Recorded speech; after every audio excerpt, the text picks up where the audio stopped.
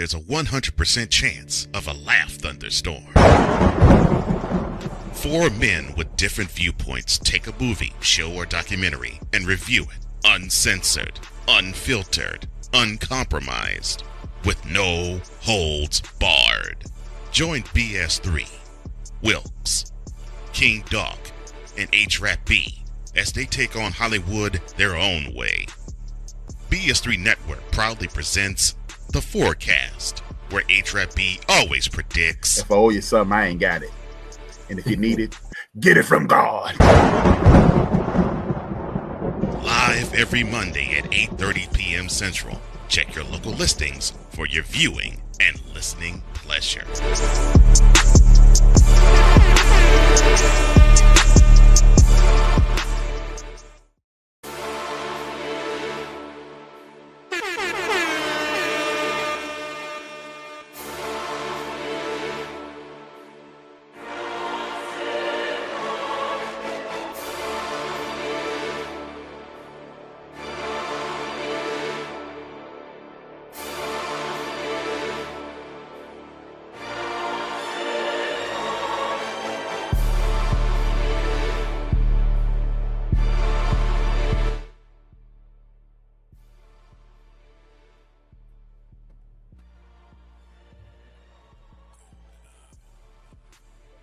Welcome back to another episode of the Fourcast. We are getting closer to the actual forecast. All right, we are one member away.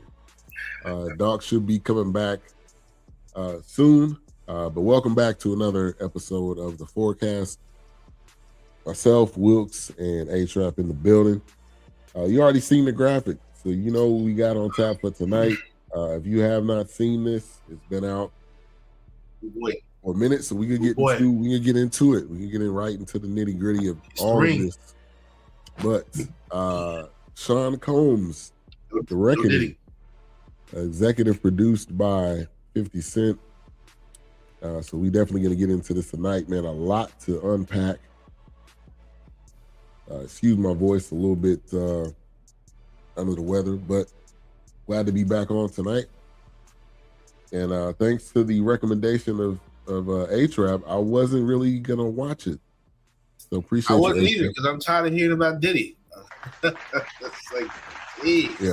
Yeah. Sick of this. And kind of initial thoughts, and I'll kick it off. I honestly was like, if this is 50 Cent, it's gonna be some like over the top, just making fun of Diddy. That's what I thought it was gonna be. I thought it was gonna be more comedy. It was gonna be I didn't get that from the first episode. I started it. I was just kind of like, this is how it's going. Now I didn't care for the filler, like episode 2, because I'm just like, man, we done been down this road. The Pac, Biggie, all that. I'm like, oh my gosh, jeez, I get it, but yeah, no, he crazy, man. He should have threw that dude under the earth, man. Yeah. And A-Trap said, like, man, watching this, your mouth is gonna drop. And you was right. Erica at first didn't want to watch it, then we started watching it. She was like, okay, this is actually giving you a backstory information, sharing a lot of things as to why this dude is how he is. So, and A-Trap, initial thoughts. My initial thoughts before I turned it on, I'm as much like you. I was like, I had enough of this. I thought it was a revenge tour from Curtis. I still feel that way. Oh, absolutely. But I'm more disappointed in the industry itself than in Sean Combs. Sean Combs is Frankenstein. He's not the monster. He's the Frankenstein monster, not Dr. Frankenstein. And I think people are missing the fact that we should be unpacking the entertainment industry, because Sean is in jail for 5.5 years, for the next 3.5 years or whatever what done. But Harvey Weinstein, he got life. Right. Yeah. Let's talk about the real monsters in this thing. But it is indicative of my next episode. Them asses. The masses, them asses. Yeah. And that's what it is. And I think the other part of this is there was a lot of people along the road that are now talking, that seen all this stuff that was going on. A lot of these people had an opportunity to say something, and they didn't. So, which is in everything. You got enablers, people around you that'll just allow things to happen because they're getting paid, because it's helping to build their career. So why do I need to say something? Because it's not going to affect me. I'm not the one getting beat. I'm not the one getting money stolen from me. Yeah. So, yeah. Right. And I think one of the biggest surprises out of this whole thing was Eric Sermon was in this. When I seen his face pop up, I'm like, what type of connection do they have? Yeah. Which obviously it kind of talked into his ex-girlfriend, which Diddy just one of those people. I'm not surprised about that at all. Just one of those people, like if I can't have you, nobody can have you type situation. And if I see something I want, I'm gonna try to go after it.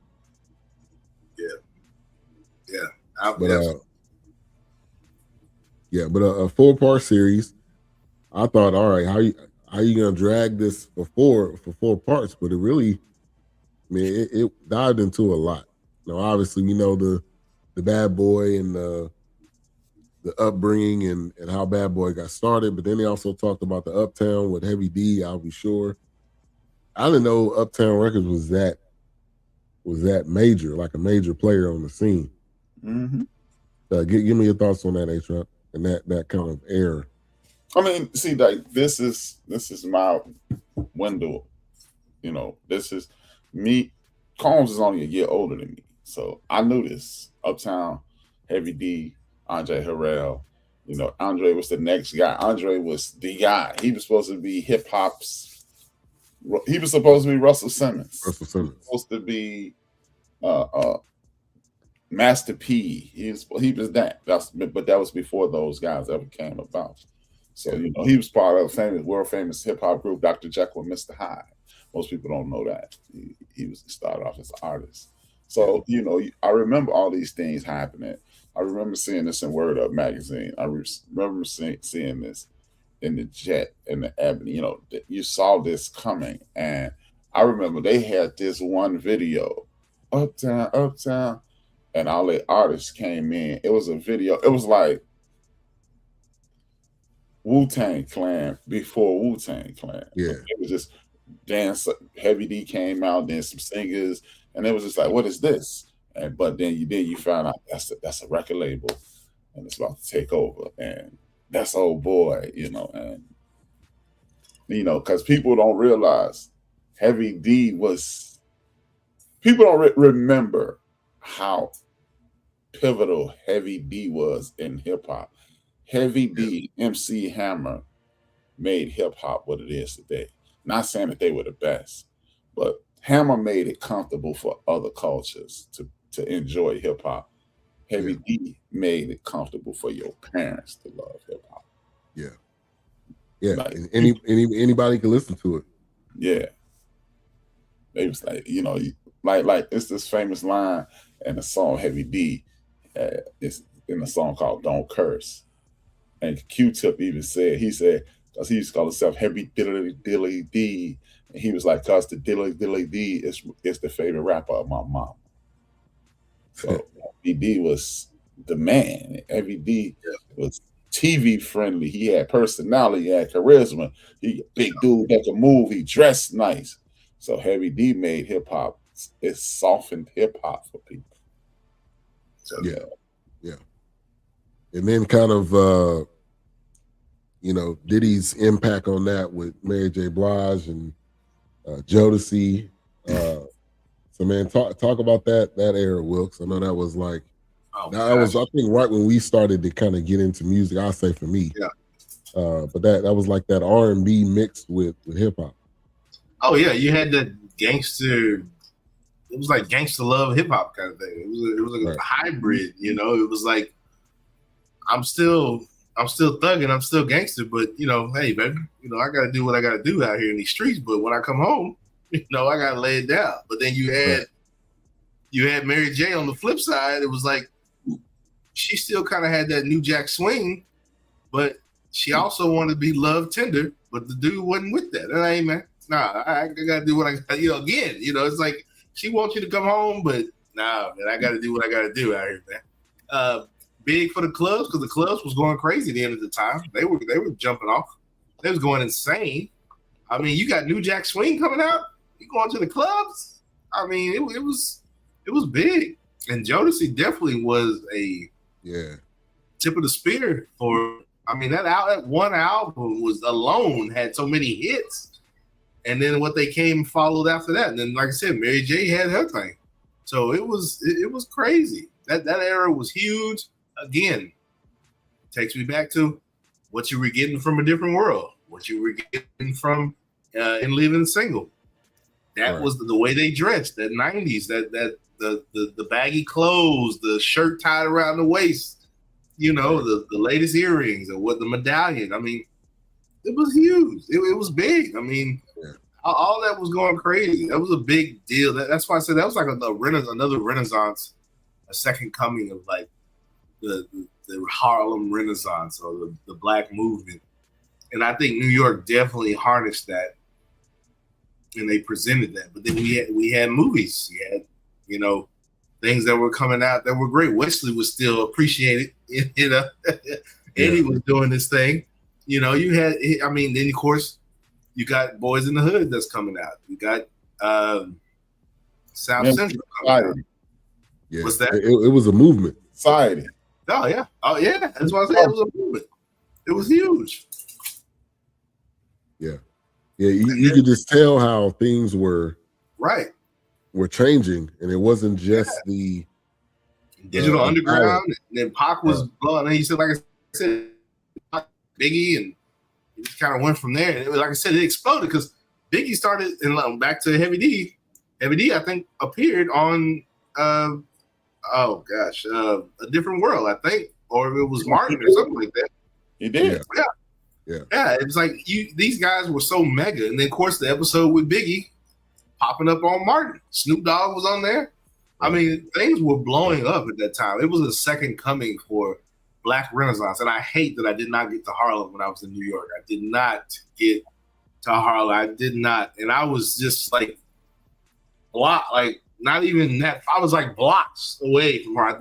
I could not squeeze everything in. That city definitely needs another run back. I got to get back to New York. But of course, with my camera, I'm trying to snap these pictures out here. But no, I mean, I wanted to see all those things. And like that came to mind because when they were in New York, I thought about some of those places I could get to. I don't want to go off subject, but but this definitely. I mean, seeing these videos and seeing this documentary. What A-Trap was saying about Uptown, Heavy D, how these things were just spearheading. And then the female artists that were coming out, TLC was blowing up the spot. Of course, it was just insane, man. It was crazy. Yeah. It's definitely.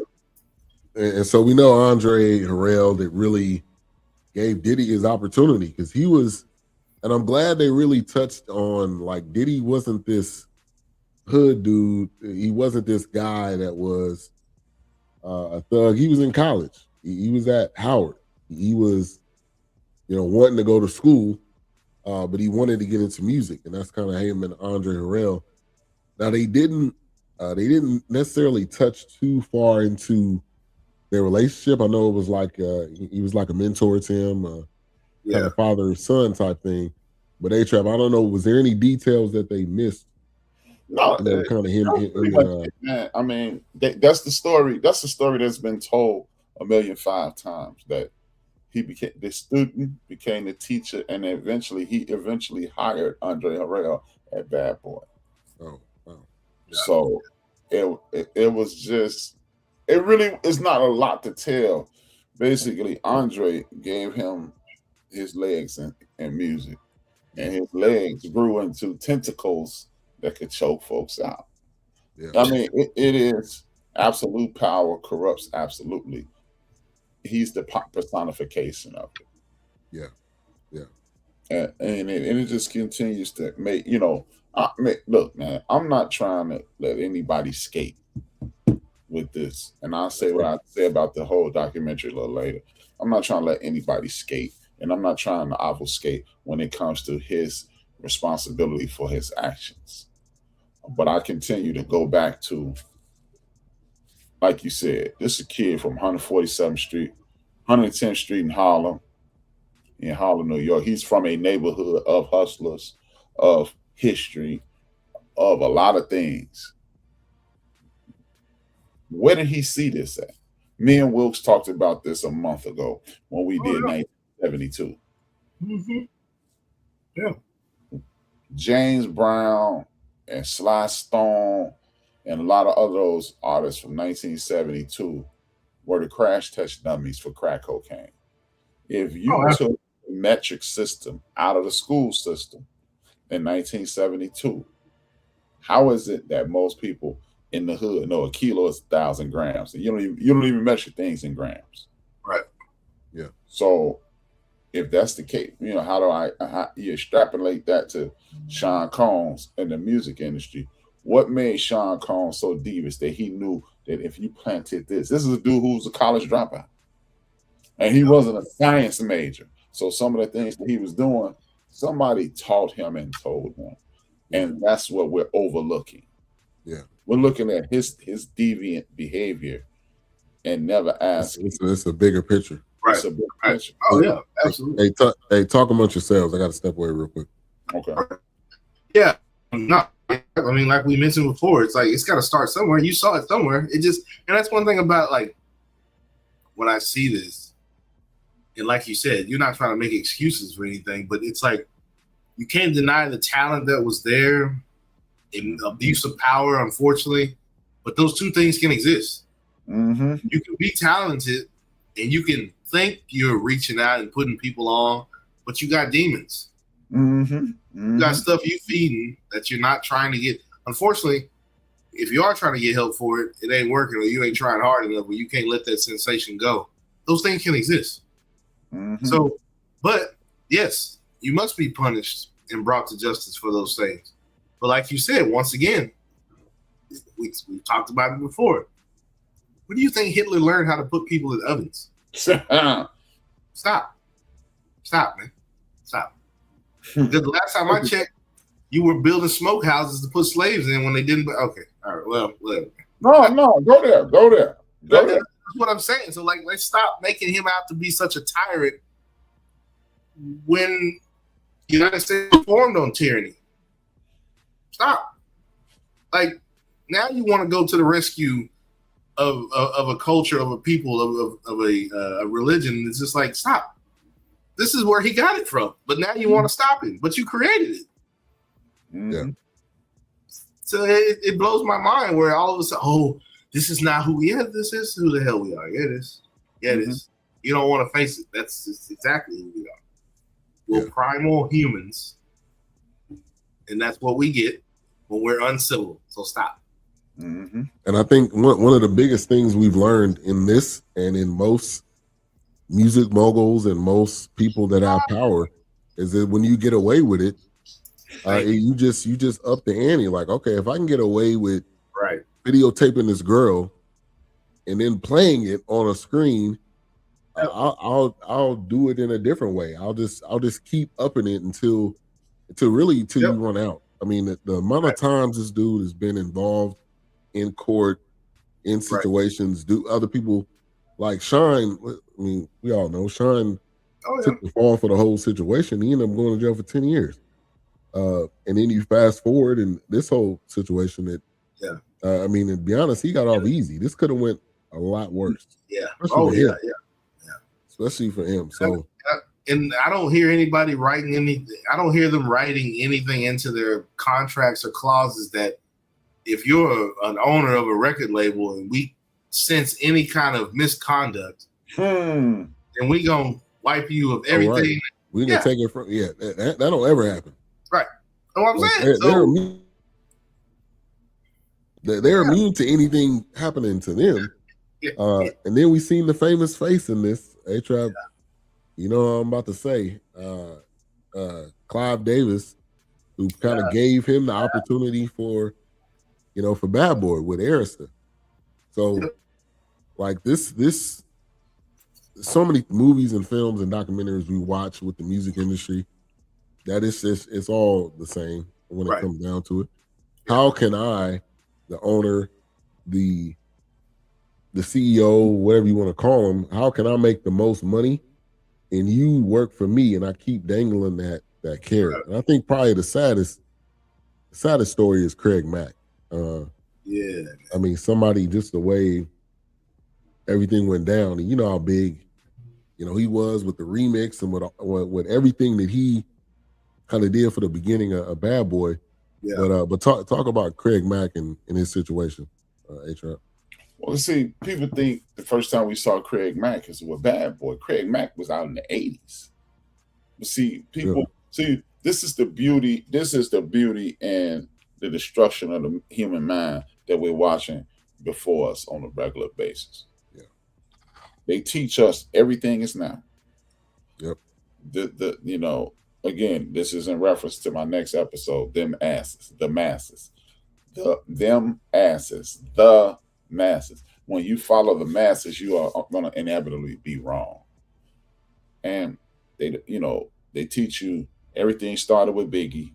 They don't even teach you about Craig Mack. How many times have you heard Craig Mack's name before this?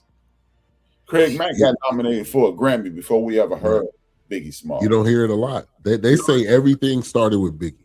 Everything but that ain't true. That ain't true. It didn't start with Biggie. And people need to realize, I ain't gonna lie to you. I remember when I first heard Juicy, I was like, that's trash.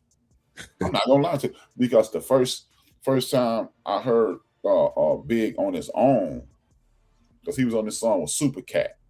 First time I heard it Big on his own was this movie called Who's the Man, which is referencing back to what Wilk said. Ed Lover and Dr. Dre did a movie called Who's the Man. They were police officers.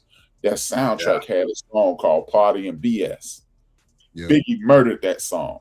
I remember rapping those lyrics around some dudes who were rappers. They was like, man, I didn't know you rhymed. I was like, dude, that's not me. That's Biggie. That's Taurus B.I. He was Biggie Smalls then, because people don't realize he was originally Biggie Smalls. Some dude took the name and patented it, and he tried to get Puffy across the head for $2 million. And Puffy's like, yeah, okay, we're gonna be Notorious B.I.G. Yeah, nah. Yeah. So yeah. But again, everybody focuses on right now. I've been saying this, man, even when you met me, what was I saying on my show? They don't want you looking back, because if you look back at Dr. J, you're going to mess around and find out that Dr. J used to like Muhammad Ali, and Muhammad Ali is connected to Malcolm X, and Malcolm X is connected to Elijah Muhammad, and Elijah Muhammad is connected to Marcus Garvey. And then you're going to find too many things that you need versus what we want you to know. Right. You know, we've never seen anybody shoot like Steph Curry and Jerry West and Clyde Frazier and Downtown Fred. You don't get a name like Downtown Freddie Brown shooting the ball close to the rim. Craig Hodges.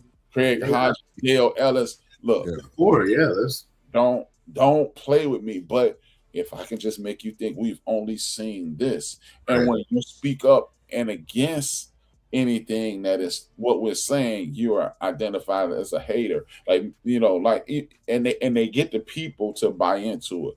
We've never, you know, Michael Jordan is the best ever. I knew he was better than me. You don't become Magic Johnson thinking anybody better than you. Right. You don't become Larry Bird thinking anybody's better than you. So they get these clips and sound bites, right, and make you focus on now and never look back. And yeah, Craig Mack was out when EPMD was first starting. When EPMD, man, I heard that in the list 6 years before that. Yeah. And people don't know that. But you don't know that. And you don't know that Craig Mack was the biggest star in the world on Bad Boy. How about this? Something that, see, this is how you know this whole thing with 50 was personal. Because if you were really trying to do justice to people, you'd have focused a little more on Craig Mack and said this. Craig Mack drew the Bad Boy label. It looks like he got paid for that. Yeah. It even looks like him. You said he did or didn't get paid for that? That's Craig Mack's art. Art, yeah. Bad Boy label, it belongs to Craig Mack.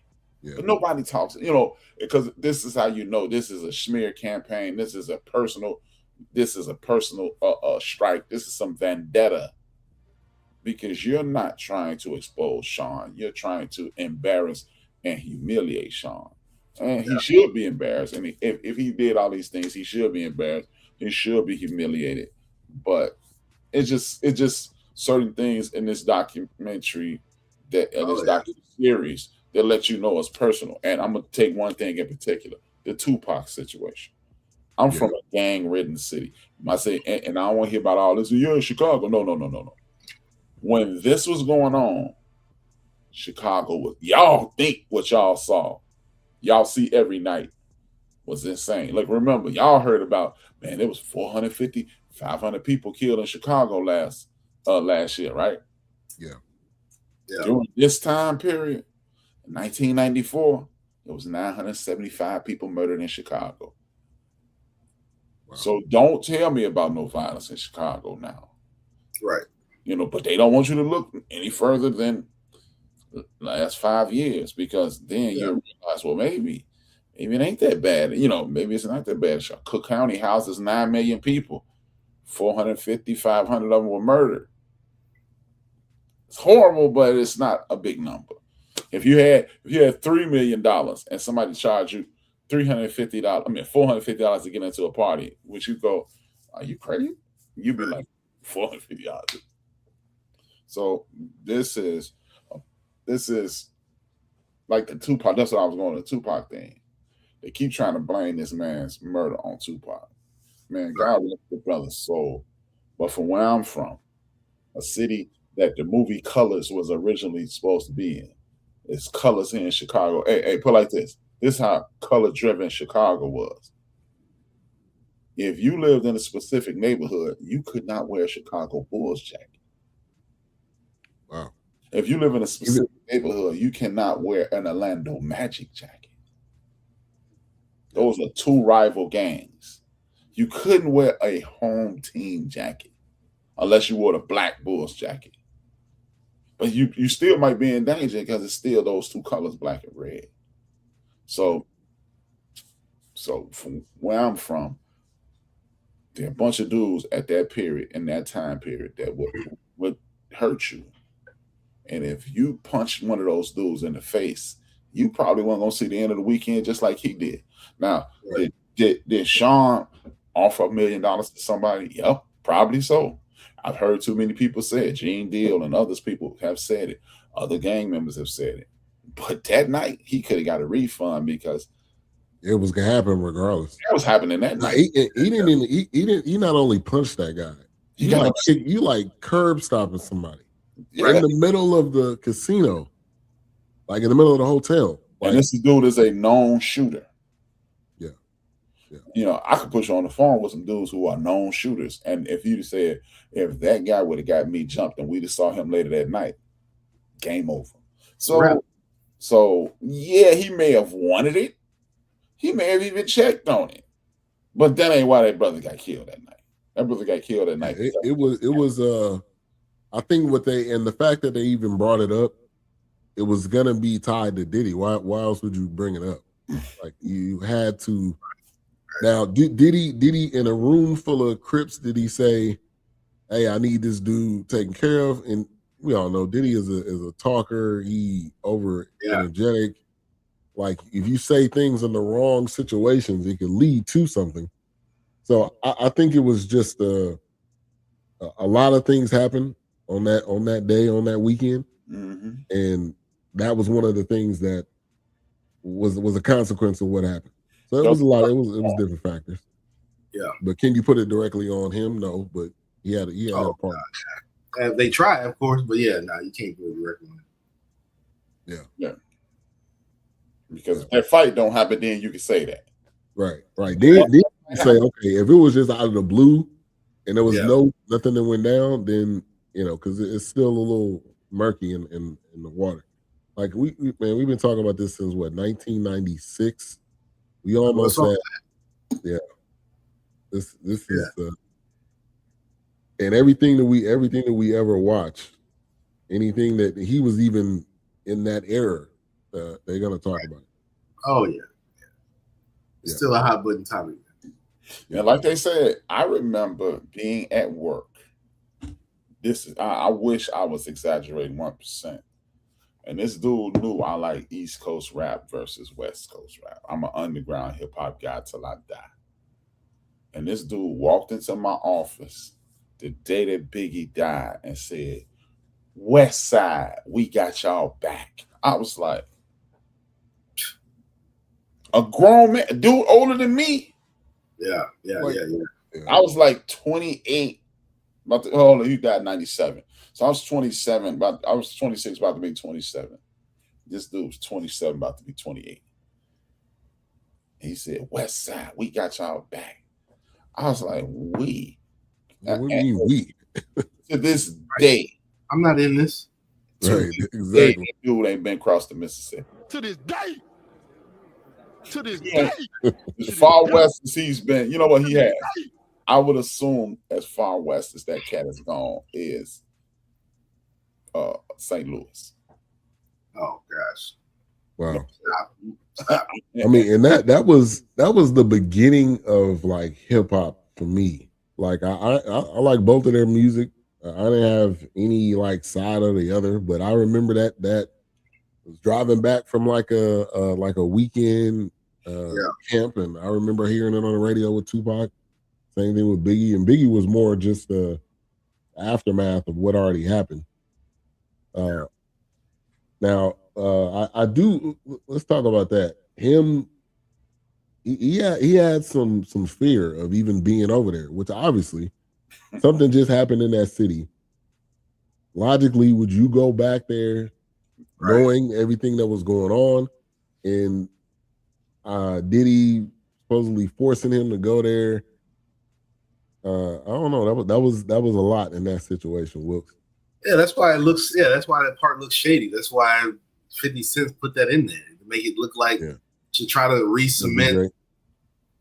Try to re-cement what people said. Oh, P. Diddy got him killed because then there was rumors or heard that Biggie wanted his own record label. He wanted to go out and get artists and do his thing. And it was like, why would you take a man back to a spot where they told you don't step foot? They warned him. Told you don't step foot. But you go take one of your hottest rappers, one of your hottest people you got on the label, you go take him out there with you. And then now it's like he got a life taken. So yeah, they threw it in there so we could see it, just kind of re-cement that, Biggie, we can tie the line, dot the I's, and right. Like I keep telling you, Diddy got that man killed, kind of thing, But and I would believe that before I believe the Tupac thing. Yeah. Oh, I mean, because look, we all know you're more valuable in the music industry. You're more valuable when you're dead. You're right. And supposedly the album wasn't called Life After Death. Mm-hmm. I don't know what it was called before. I don't know what. Yeah, but that was like, I'm waiting on this album to come out. It's a double CD. Back then, kids and people watching, double CDs, that mean like you made it. All right, that means you were at the next level of rap if you came out with a double CD. And they had the book in there.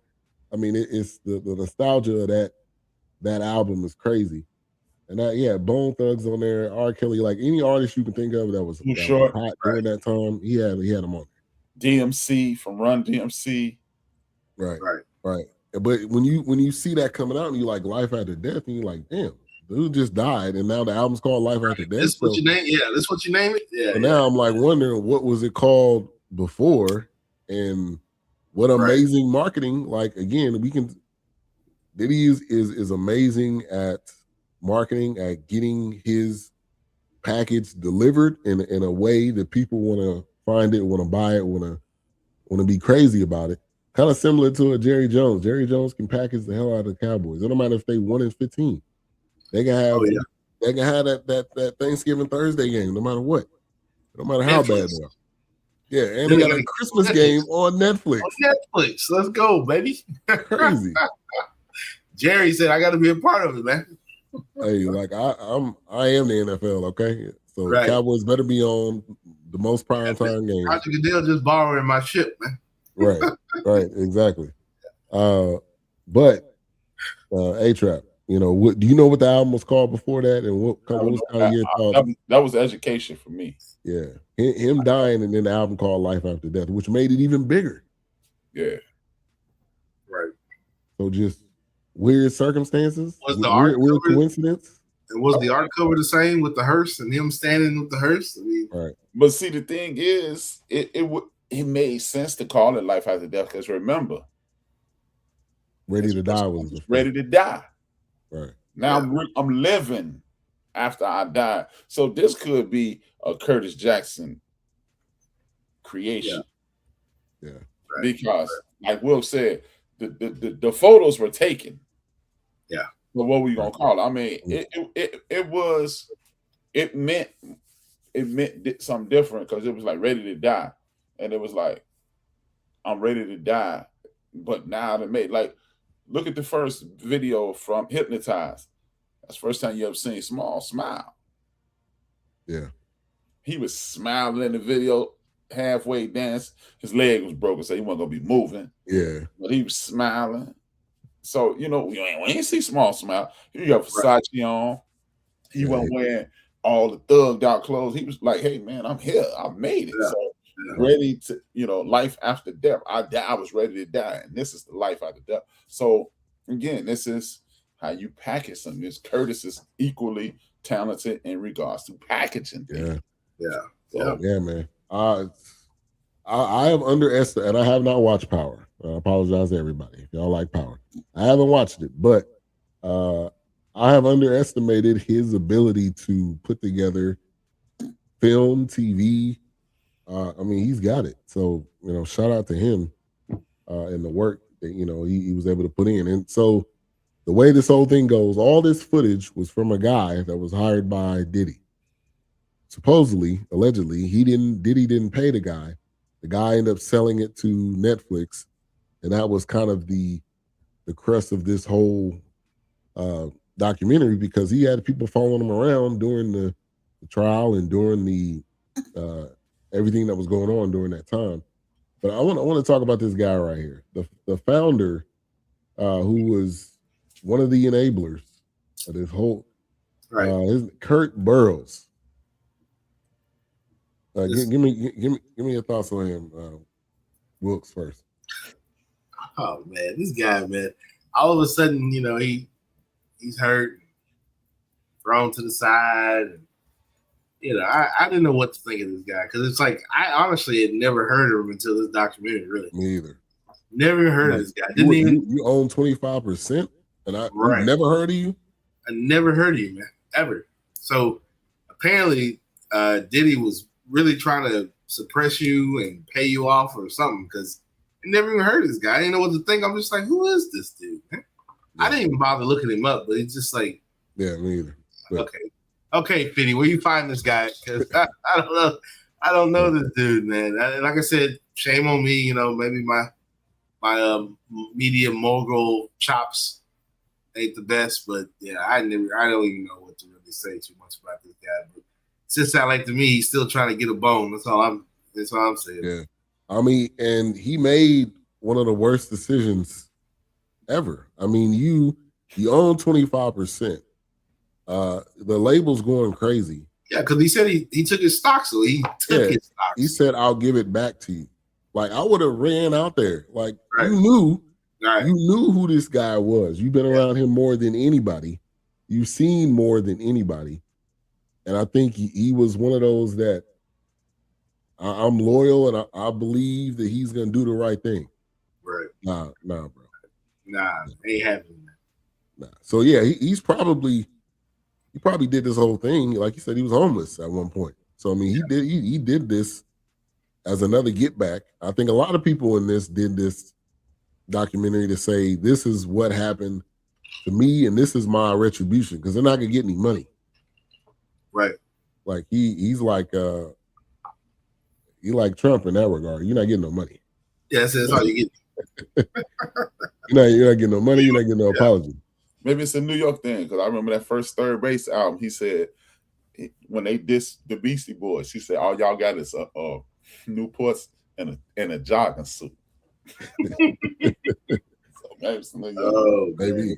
But it's but again, it goes back to my first statement of the show. Right. It's the entertainment industry. We exploit women. We disregard men. We dominate talent. We bleed you of what's yours and give you nothing.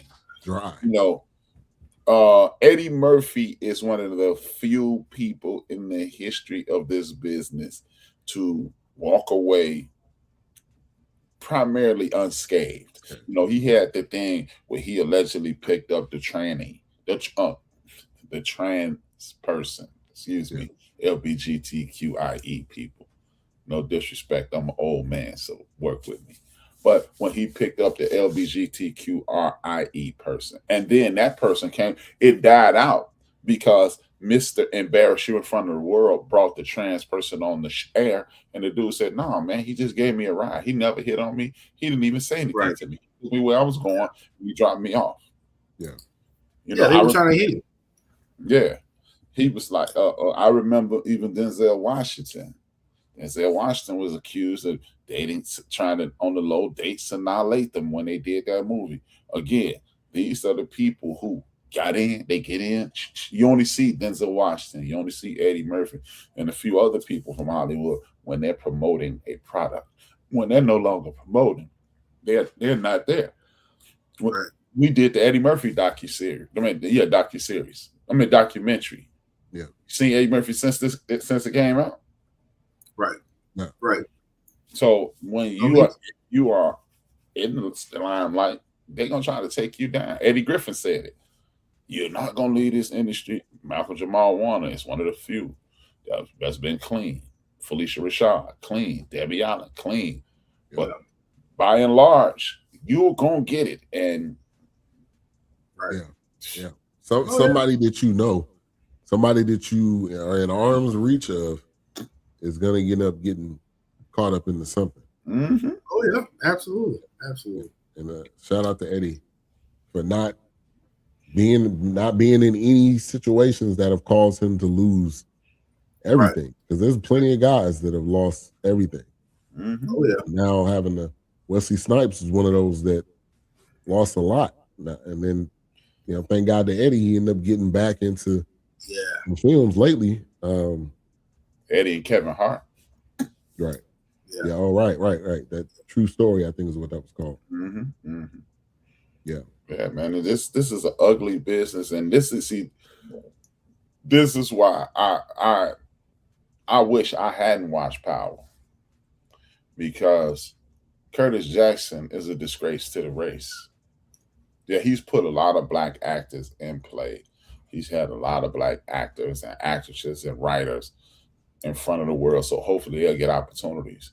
But he also plays this game of embarrassment because he's in his feelings. He's a disgrace to the race. And he also knows that that's what people want to see. Mm-hmm. So if you cater to the people and you get your revenge, like he's one of the happiest people in the world. Yeah. He was doing an interview and he was like, "So what do you think if Diddy watches this?" And he would say, "Oh, it's gonna be the best thing you ever seen." Like, nah, that ain't what he's thinking at all. Yeah. Right. And I mean, like, the days are numbered that this is on Netflix. Because Diddy's he still has reach. And I don't know how much longer, but if I was Diddy, I wouldn't even take it off. Show it. Because you know what, at the end of the day, he's a deviant. He seems to be the most wicked individual in the last 25, 30 years, because we still got Phil Spector, we still got Harvey Weinstein, and a million other people that nobody talk about, right? Yeah. But who gonna remember this in 6 months? Right. It's gonna be just like they were trying to cook up on Tubi. They were trying to drop something on Tubi. It was like, I'm like, what is this? Like you said, that was real. Yeah, that was a real. That looked real comical. Did he do it? I think that's what it was gonna be called. Yeah. I was like, this ain't real. So that kind of deterred me from wanting to watch this, because I'm like, if this is what he's trying to come out with, he just trying to find a way to make a parody of.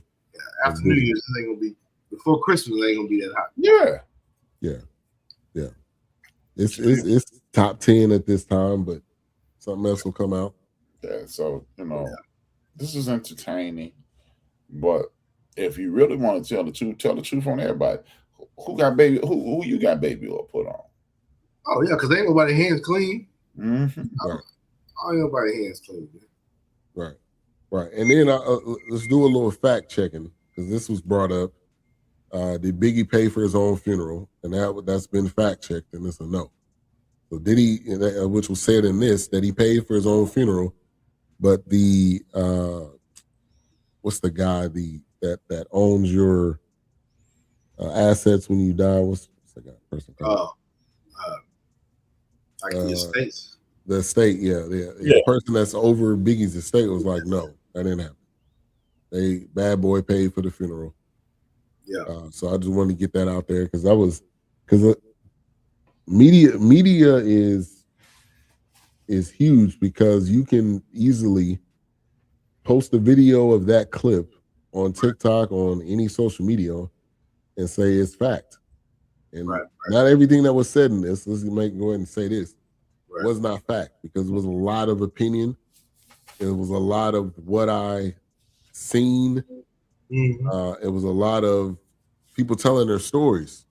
And let's be honest, sometimes when you're telling a story, it's not always to the full length of the story or the truth of the matter. And so I think, especially with the Kurt Burrows guy, I know he was hurt. He had some things that he said, but some of it has already been, debunked. So I watched this guy. What's this dude, man? And again, there was a lot of him, the bodyguards, all these artists, like they seen stuff going on. You see a woman get beat, you see a woman get kicked on the ground, and you're like, oh well, that's just who he is. Like you just enable that person, you enable the monster.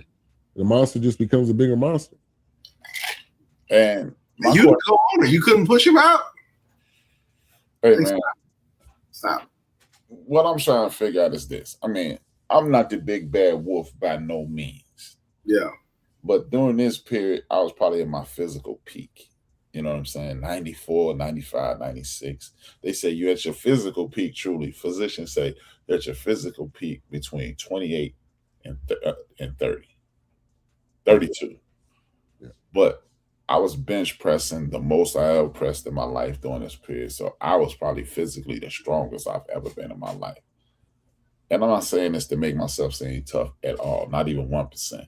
But you'd have had to come in the room with something more than a bat to take $25 million from me.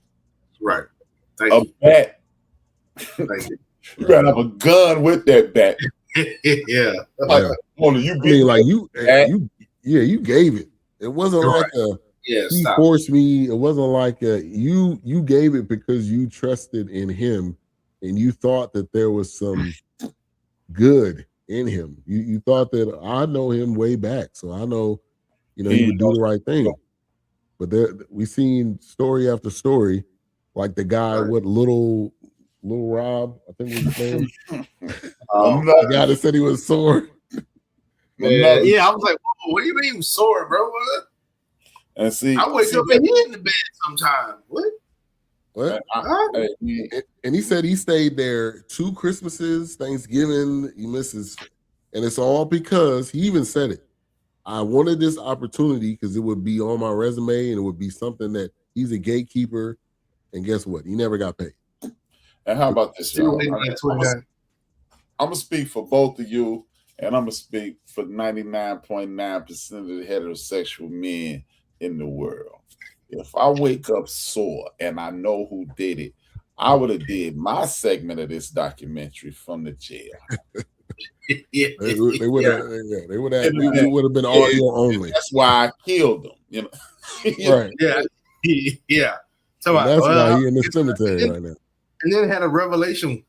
You know what? I think I must have been drugged. Then I guess I was under the influence of these drugs, sir. Stop. Right. And sometimes I wake up and Diddy would be in the bed. Hey man, hey. And then he was like, well, sometimes, you You got to do stuff to get in the industry. You don't.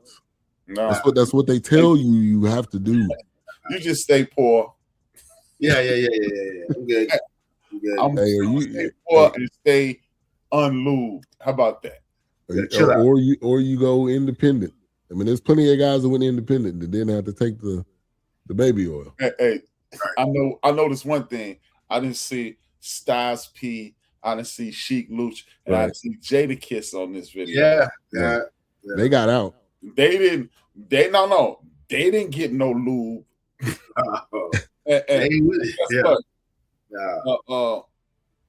Jadakiss wrote a couple songs for Puff.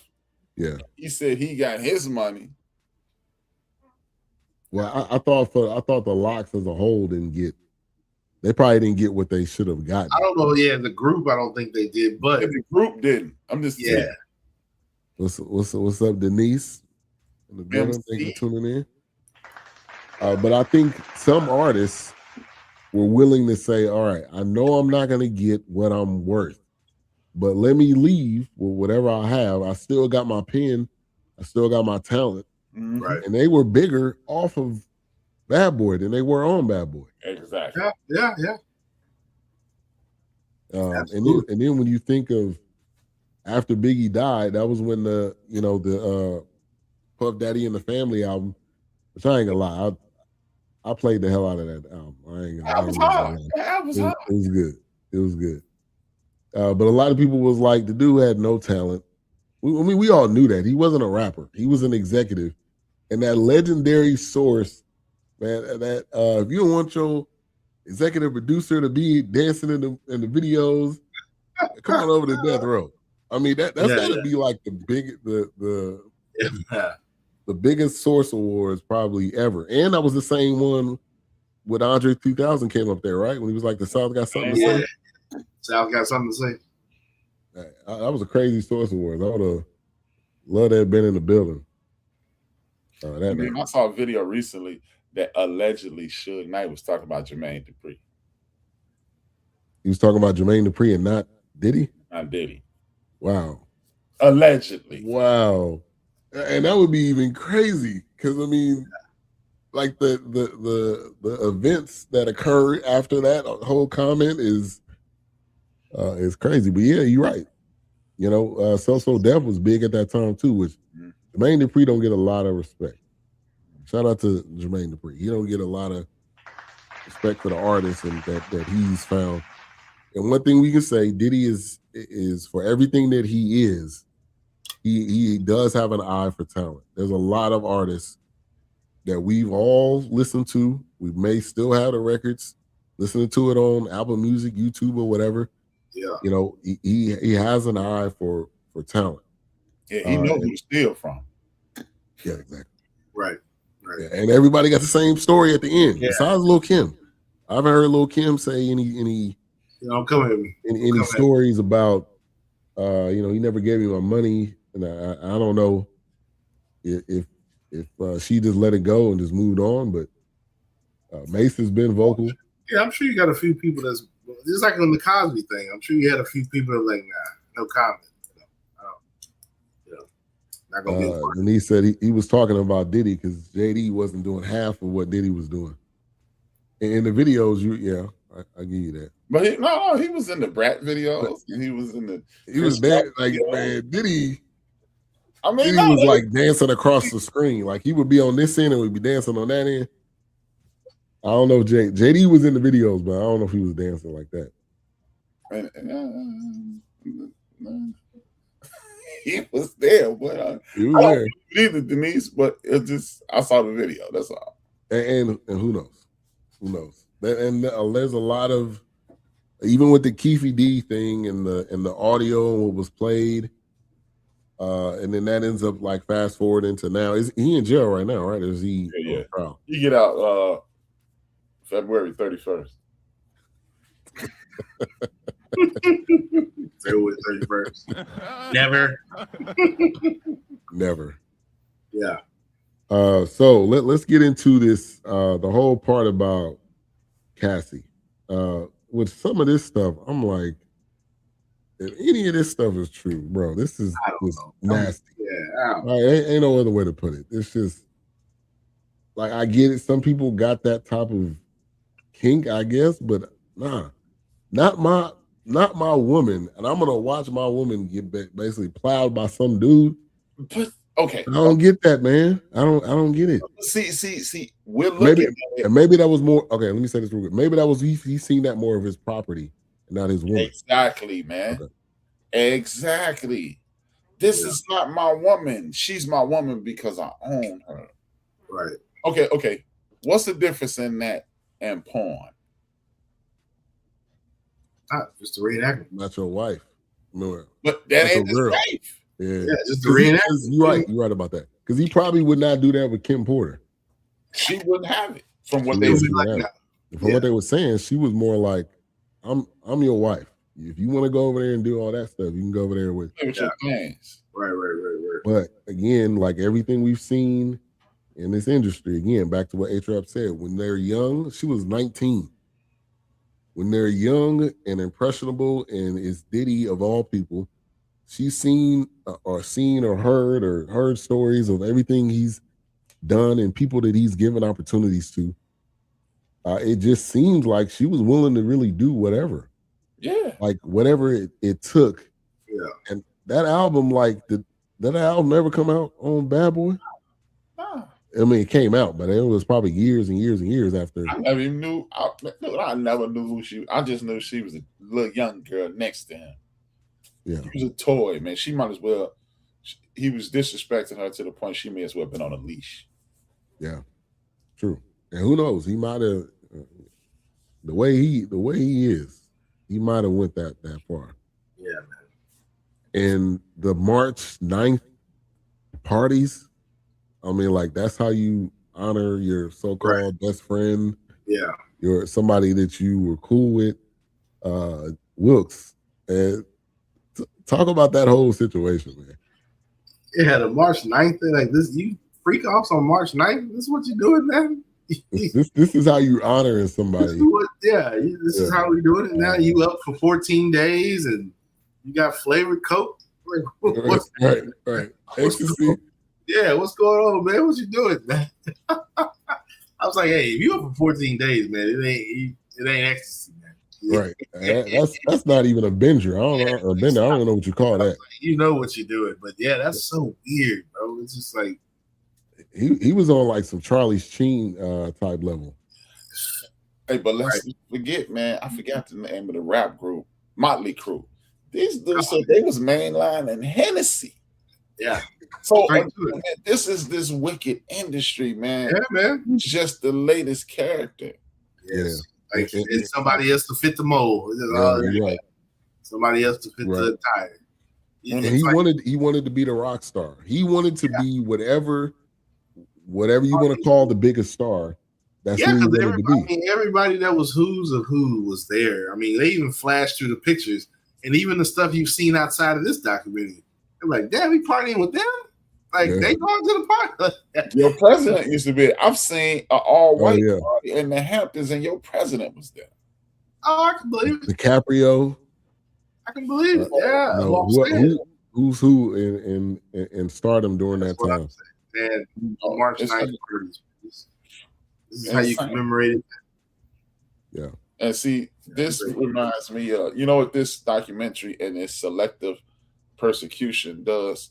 This is like when Michael Vick got in trouble and the whole Justice Department was like, we taking this dogfight thing down. And then they probably saw a couple governors, a couple of senators, some millionaires and that. And they was like, we're going to get 18 months, just shut up. Then we'll make you rich. Right.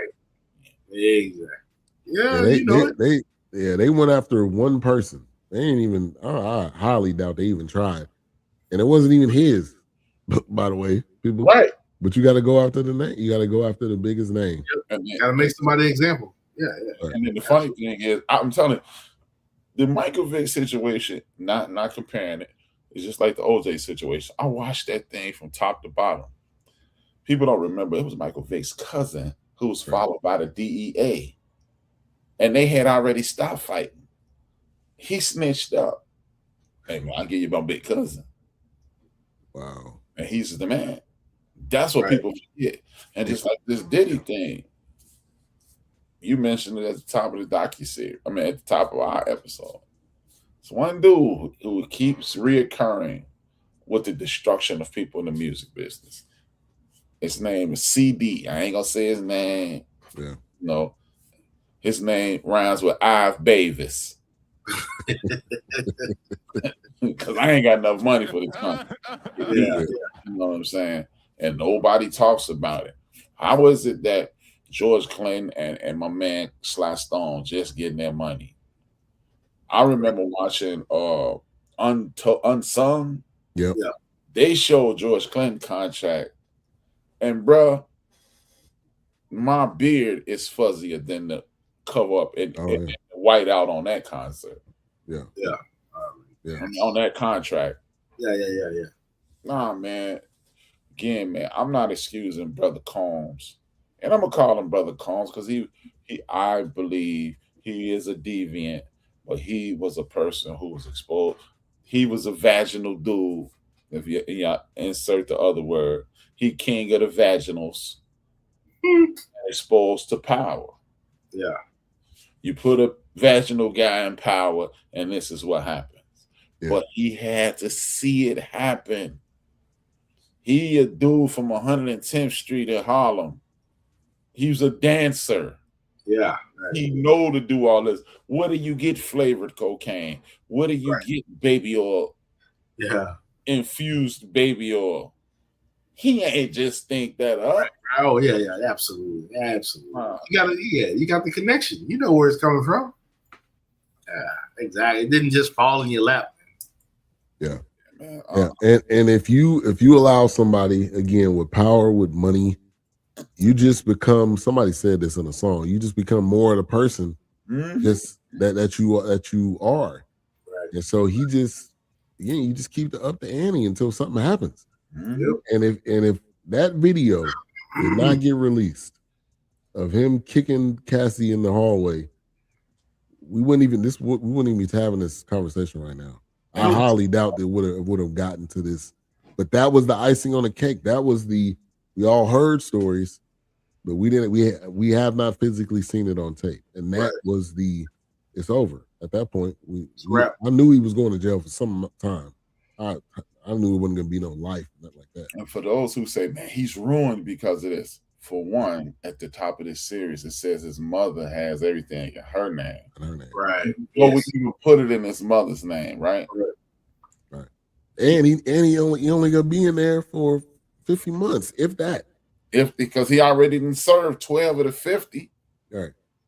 So anything we've learned from this is that when he come out, it's on. He probably doing a whole tour. I think he's done, but bruh,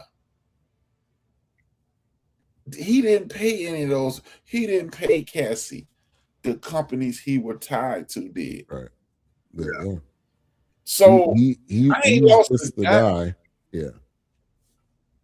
He's the corporation that decides we're gonna put life insurance policies on everybody. So when y'all die, we get the money. That's the way business works. That's the way most people do it that are billionaires. Right. He just happens to be black and in the music industry. Yep. Guess what? It's people buying Ciroc in 2 weeks. 2 weeks. Oh, absolutely. Tomorrow night, it will be a lot of Ciroc drink. Yeah. Oh, absolutely. Did he get released from? Is he still? I think he got released. He got released. I doubt if he didn't buy any stock in the company. Right. I was gonna say he still probably got stock though, but people still buying Ciroc. So, and guess what? If he got released from the company, remember he got a $200 million hit from them. Right. Not to mention the money that he amassed through them up until that point. Not to mention all the money he beat out of his artists. I mean, it's like with Jared, people still eating Subway. Man, ain't nobody stop eating them damn sandwiches. Right. NFL making commercials. Like, stop, man. Hey, and people listening to everything Bad Boy since he been in jail or probably even during the trial. his numbers is going crazy. The streaming numbers is like off the chart. He gave them their money back. He gave them their rights. Oh, to the artist. He get like a year ago, like maybe 8, like right after that Cassidy thing went live. Yeah, he gave everybody their stuff. Yeah, so he ain't getting too much money off of it, but Sean Combs he's going to go unscathed with this. Oh yeah, just by the verdict, like that. Yeah. That's, I mean, it's a long time if you there every single day, day after day. But on the larger scale, that's not a lot of time. Yeah, you already know somebody big ain't waiting for the interview when he get out. Oh yeah, because he's supposed to be. If they don't interview him while he's in there. I think he's gonna be on the end of the bench when he get out. Hey, he could be at Madison Square Garden, front row. Yeah, man. Hey, same, man. But yeah, man. And then they touched on the the Making the Band, which became a huge hit, and they made a really good point in this. You already had the rap, you already had hip hop, but in order to also gain a bigger audience, MTV, everybody was watching MTV. URL, I think it was called TRL. TRL. I know what you mean. Like they had so much that him doing this Making the Band, which I think he did 3 different seasons of it, it just gained even a bigger audience. And then they had him on, it wasn't American Idol, but it was another show he was on. Mm-hmm. Was it American? It was something like that. It was on something. Something about the music. It was on Fox, but I don't remember what it was. He did that for a minute. Yeah. 2 seasons of it. Yeah. I mean, when you have an eye, an ear for talent, like you're going to have opportunities, until you die. Because people want to know, people want to hear your opinion. They want to hear what you think. Right? They want to, hey, listen to this artist. This is how you know it was a smear campaign. His son needs to be locked up too. Just right. You said that last week. The shooting of, what was that guy's name? G. They didn't give his full name. Yeah. But that was like a whole nother thing. I'm like, what does this dude do? They didn't really touch on that, but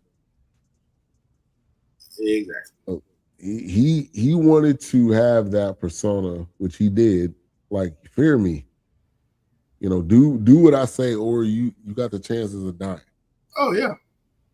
And then the Capricorn, that's a name for you right there. Capricorn Clark. She was kidnapped. Chill out. That was your friend. Like y'all, the way she portrayed it, they was friends. Now, if Diddy was to talk about it, that probably wasn't his friend. You work for me. Right. But they kind of blurred some lines. When you start blurring lines, things, and I think that's kind of how her story wasn't possibly believed by the jury. But kind of hard to believe you got kidnapped by somebody you say is your hero. Right. He kidnapped me. And then Kid Cudi, that's who Cassie. I don't know. I'm starting to think, man. I know you started off young, but I'm starting to think like, where's she at upstairs, Cassie? Like at some point, man, you had involvement in it. Is it all on you? No, but part of it's on you. Like, and you knew who this guy was. Again, most of these people knew who he was. It wasn't like I just met the guy, so I didn't know this is what he had the ability to do.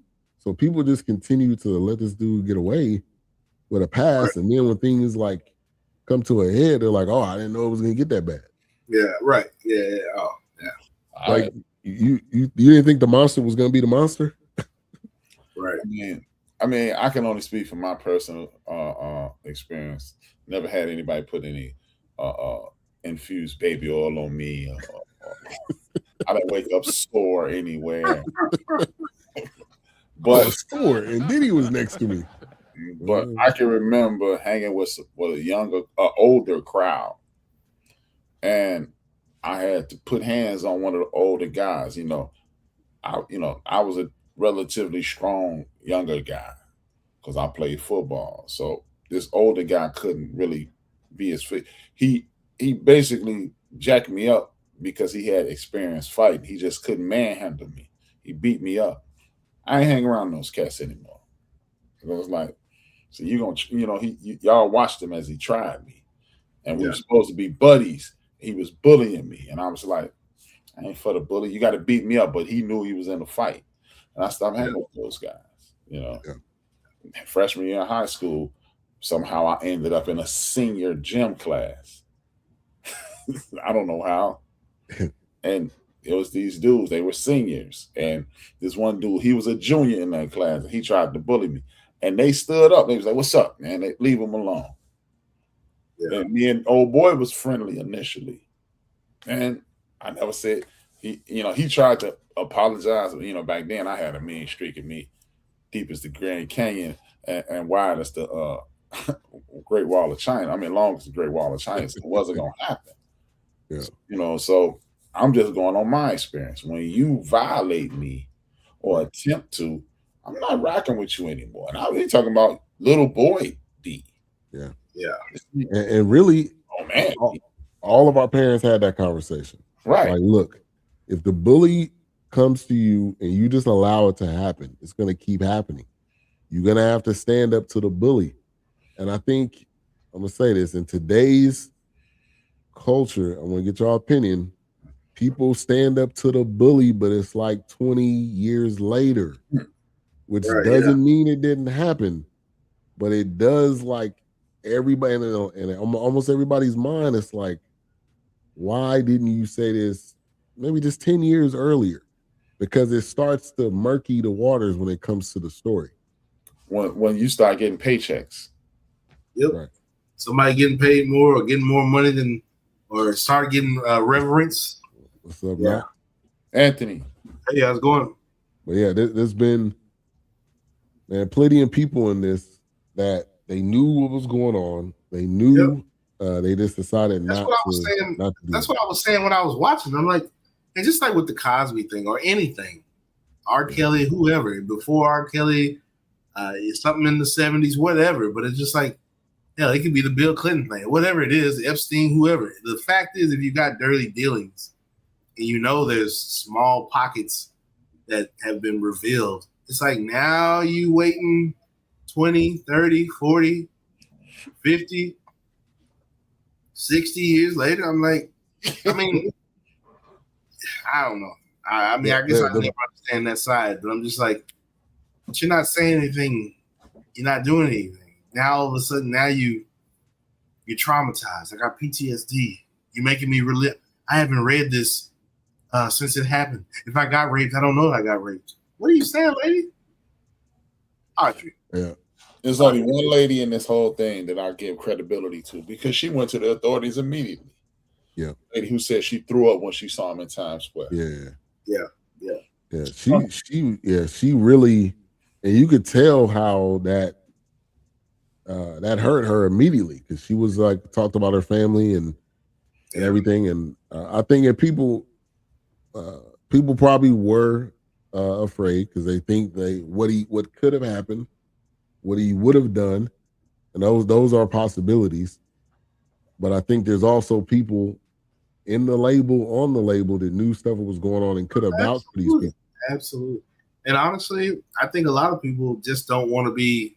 If they do know, it's like, hey, I don't want to talk about this. Like, I don't want to be involved. Do not come to me about this documentary. No, I'm not talking about shit. Don't put my name in it.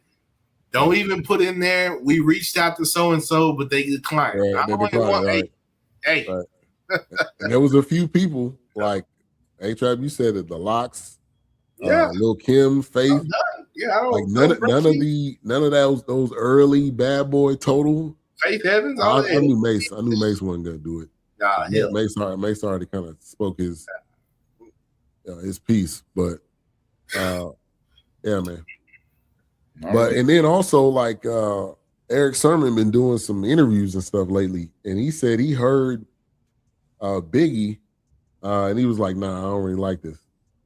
So I mean, like that's crazy. I mean, and that's when you look back on it, it's crazy that people had the opportunity to hear Biggie, and it was like, "Nah, we're not feeling it." Funny man, I did not like Juicy the first time I heard it.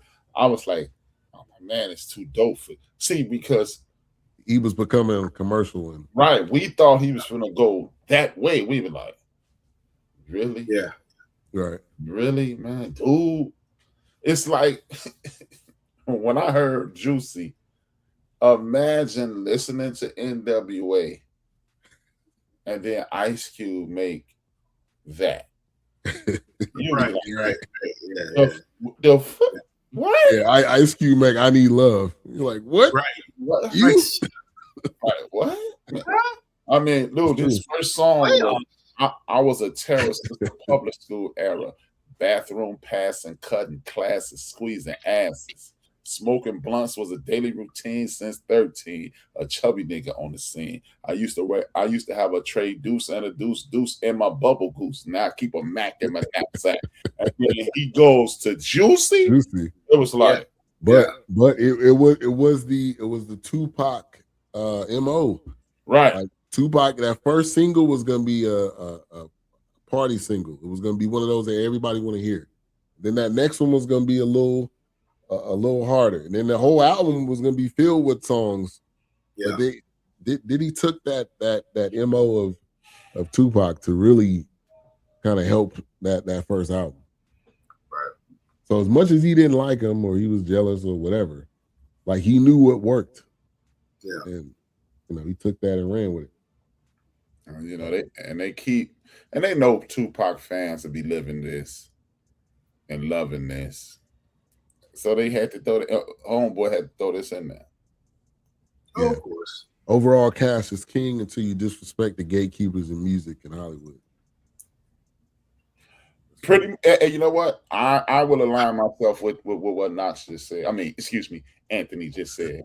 I forgot Knox. I don't know this Knox. Anthony. Yeah, but I'm you still Knox to me though. Yeah, he's Anthony to me. But I'm aligning myself with what Knox said, because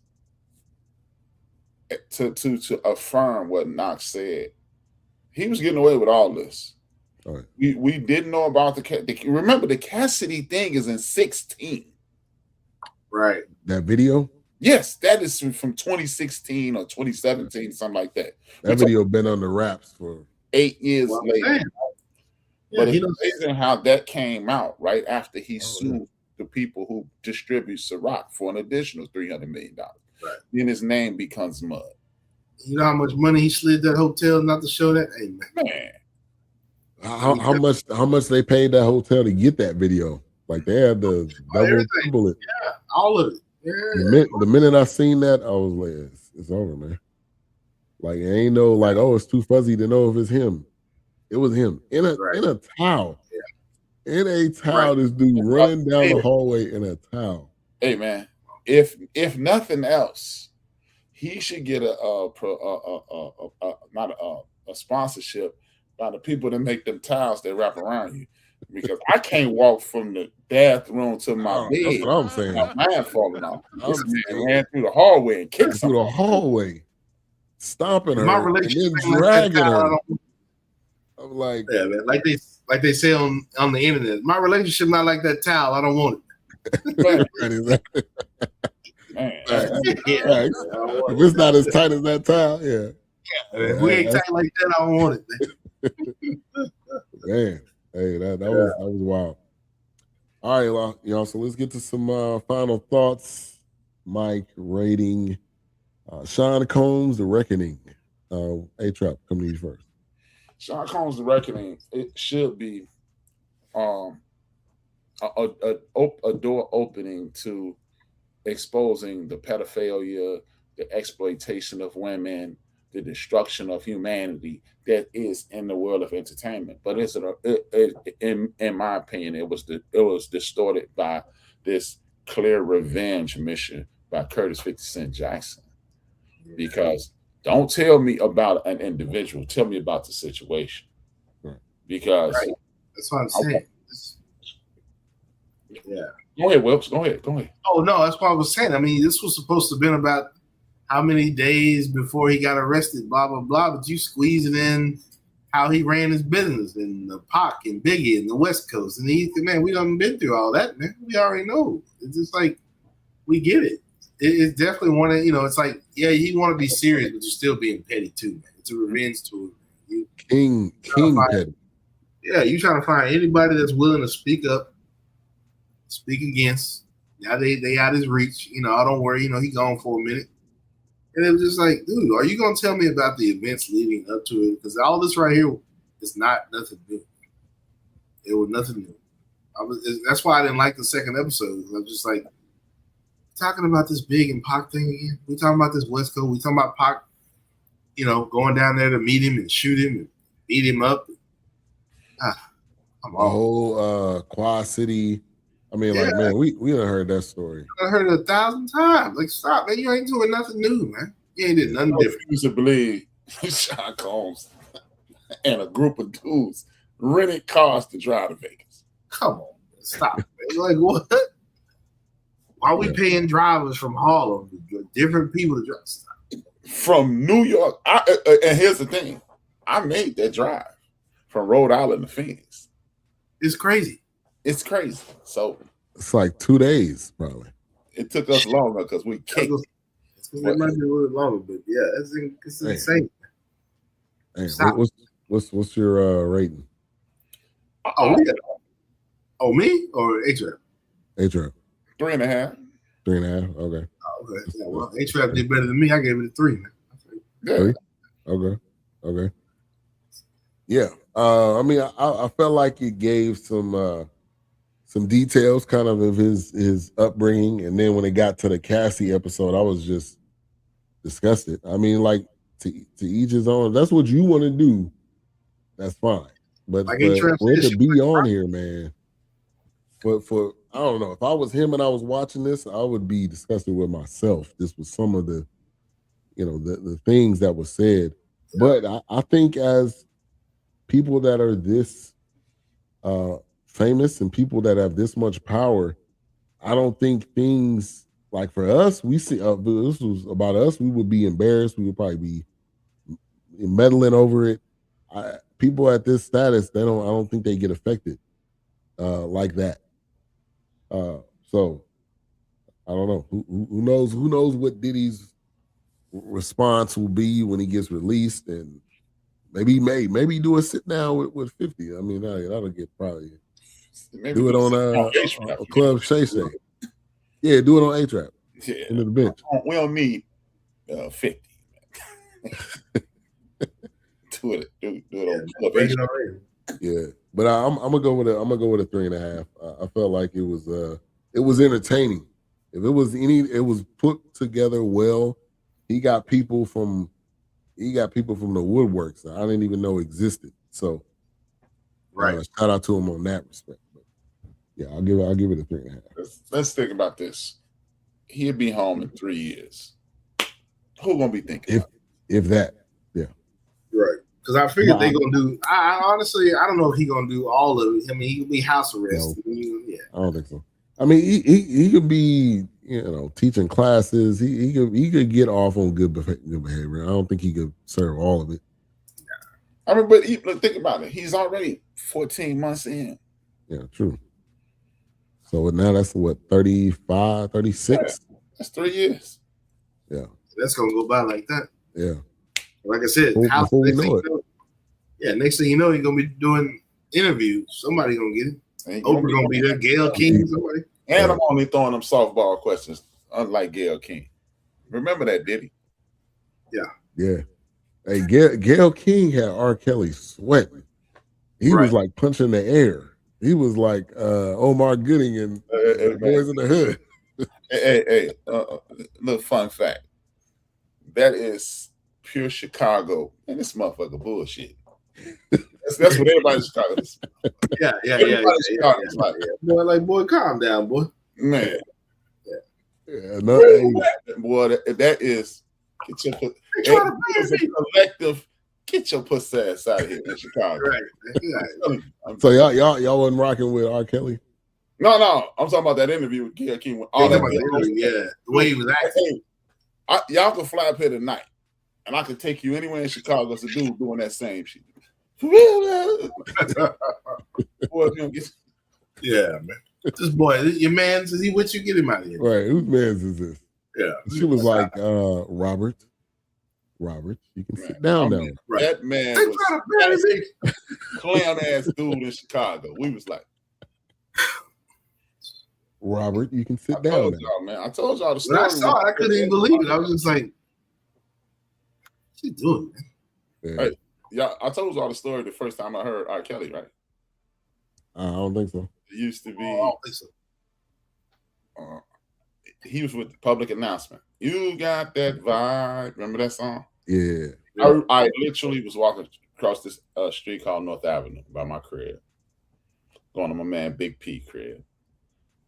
And the traffic was a 2-lane street, well, 4-lane traffic, 2 this way, 2 that way. 2 this way, they went vibe, 2 cars. And the rest of the song was going east. I'm like, what the fuck? So I go to P crib. Yeah. I said, man, who is this vibe dude? I keep hearing, like, when I'm on my street, vibe, then north, vibe, I get to North Avenue, 2 lanes, vibe, I get vibe. I'm like, what the fuck? What is this?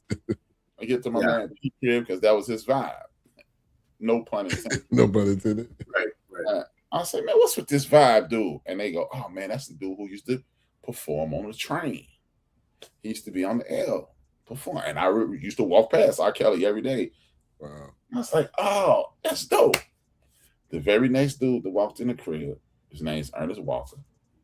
What's y'all on? Let's talk about the vibe, dude. He blowing up, man. I mean, I was like, this dude from the train, he blowing up. Oh, man, you know he still be up at the high school messing with those little girls. Swear to God. I believe it. Swear to God. They was there's stories of him like pulling up to the high school, walking through the halls, picking out which one he wanted. Yeah. No, actually, I know somebody. Tierra told me she went to Hyde Park High School, which is down the street from Kenwood, where they said he was. She said, my man used to be at the McDonald's, man, in the parking lot, man. Crazy. So parking lot pimping with the high school, man. And it's like, it's like saying, Muhammad Ali used to get punched in the head. No. Right. Not really. Yeah, right. For real? And even when that story first broke, again, collectively Chicago, which was that Tony Yayo. Y'all the fuck? Yeah. Y'all just figuring that out. Right. And man, first 2 songs is age ain't nothing but a number. He was messing with Aaliyah. She was under 18 or 18. I don't remember it. But hey, that whole situation was with her parents and all that. That was all weird. Again, you trust somebody that, hey, this is R. Kelly. He done did this for all these other artists. Nah. Go ahead, have my daughter. She, he could do right by her. That's what you're saying. Psych. Right. All right, what's you've been talking about the next episode of the End of the Bench. I got 2 coming up. One is gonna be called The Masses and not booties. The masses, because I want you to think about this. Have you ever heard of a story, a narrative, a book, a play, a movie, a TV show, a haiku where the masses were right? No. And the second one is going to be called A Tribe Called Us. And that one is about how we have systematically we have been duped into separating ourselves. Like Wilkes has a wife and children. He has a child outside of his wife. I'm quite sure his wife does not introduce him as her stepson. She said, "This is my son." Right. Why are we using terminology like stepson, half brother, half sister? Yeah. We used to introduce our mother's friends as our aunts. Right. Now we say, that's my mother's friend. We continue to separate and then wonder why it's not like it used to be. Because when it used to be, that was my aunt. That's my cousin. Right. That created a tribe. That created a community. That created universal love through everybody. So those are my next 2 episodes. Them Asses and A Tribe Called Us. Definitely. Tune in. The End of the Bench Media. Make sure to check that out. Make sure to subscribe to all the channels you see scrolling at the bottom. Hit that like. Hit that like, subscribe, click that notification bell so you can be on top of everything each channel has coming out. And then next week, we're gonna go to High Horse, Black Cowboy. Is that on Amazon? I think I saw that. Peacock. Yeah. Peacock. It's like very High on the Hog-esque. I don't know. Maybe the same people that might have did this, but I'm already ready for it, looking forward to it. Yeah. So let's play this preview. You want to go ahead and close us out, A-Trap? Before we close out, I know why that movie was what it was last week. That was a Jordan Peele movie. You talking about After the Hunt? Mm-hmm. Okay, that makes sense. Hey, you may like that, Wilkes. It's I watched it. Okay. I was out of town, but I watched. Yeah. You in New York? You know Yeah. Right. But man, he Wilkes, he Ben, I'm Rap, we're dope. Y'all need to hit like, share, tell a friend, 2 fingers, 1 word. We are. Peace.